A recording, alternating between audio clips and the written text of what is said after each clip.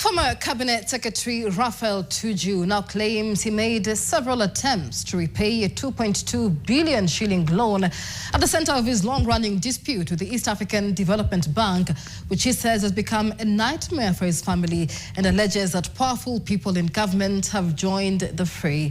His remarks come after a dramatic pre-dawn police operation at his Dari Business Park property in Karen, where Tuju says officers arrived in more than 10 vehicles at around 3 a.m. in the morning, forcing out security guards and blocking access to the compound. The incident follows a High Court ruling earlier this week that struck out Tuju's attempt to stop the planned auction of the contested properties. NTV's Sh2.2 has the details. Dozens of police in a fleet of Land Cruisers remained stationed outside the entrance of Dari Business Park in Karen, with several other police vehicles parked inside the compound. Some officers sit inside the vehicles, their presence effectively blocking access to the commercial complex.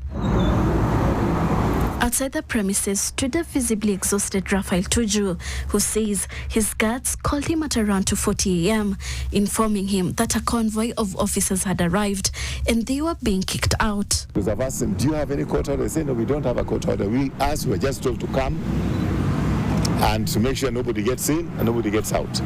So up to now, they have not allowed me, because I have an office in here as well. At the center of the standoff is a financial dispute between Tuju's company, Dari Limited, and the East African Development Bank over a loan taken to develop the current property.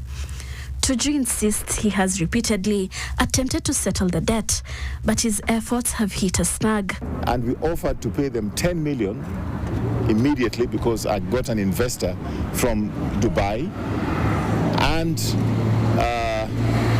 then they said no, but plus interest and lawyers fee and all that, you need to pay us now another $3 million. I said, fair enough. For the former CS, the dispute is less about recovering a loan and more about acquiring the land itself. He also disputes claims that the property was lawfully auctioned, saying no proper auction documentation has been presented and that the valuations used were based on outdated figures.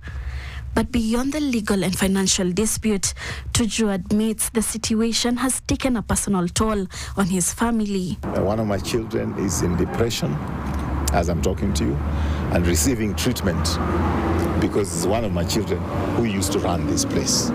During the day, several political leaders also visited the premises in a show of support to the former CS, describing the police presence as suspicious and warning that powerful individuals could be attempting to grab the property. There is no way you can have so many police officers for a simple case of a bank loan.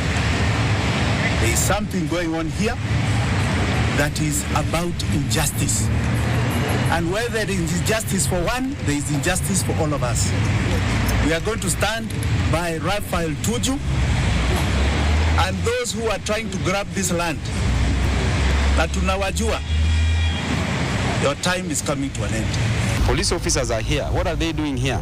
There are a lot of insecurities in this country that ought to be taken care of. But this is not a problem at all. This is not one of Kenya's problems. But this case is political. This is political witch hunt. This is political persecution.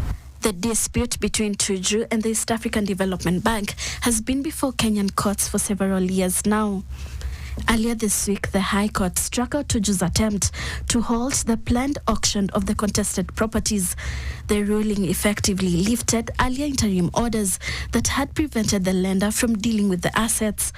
However, Tuju was permitted to appeal the ruling, with the case scheduled for mention and further directions on March 17th. On Friday, he wrote to Chief Justice Martha Koome, seeking her intervention over what he described as malpractices in the handling of the case. For now, Raphael Tuju remains locked out of his property, but the former Cabinet Secretary is not backing down, vowing to pursue every legal avenue in a fight he believes will eventually turn in his favor.